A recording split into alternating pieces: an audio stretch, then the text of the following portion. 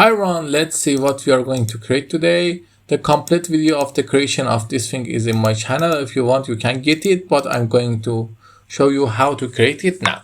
Okay, the first thing is that creation of this thing is just simple. Some of you may have a problem to creating that. Let's take a look. There is two ways for creating that, the shape like this. Always there is a smart art for that. Or if it's not a smart art, there are other ways. Let's take a look. In the smart art, you can find a lot of shapes that you like that you can use without creating them. I know that it's a smart art, but I can't find it.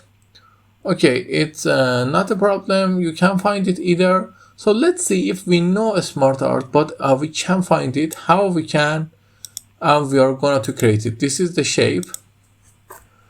No, this is not the shape. How we can create it, recreate it?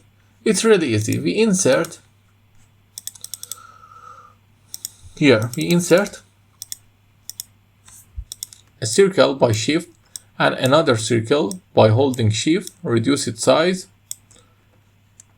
Then select both of them. Go to shapeform, align center, middle. Then combine. The first shape is created. Now you just need simply do the same thing from here,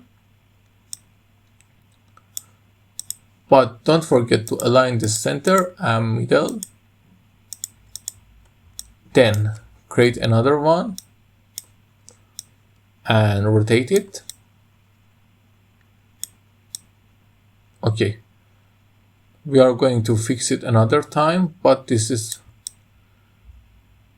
it. Okay, now we just simply select these two and go to shape format and make them fragment. Then delete this thing and create on this tree and make them fragment. Now delete. We have two fragment. Now for the last one, we rotate it simply. Put it here, these two fragment, these two also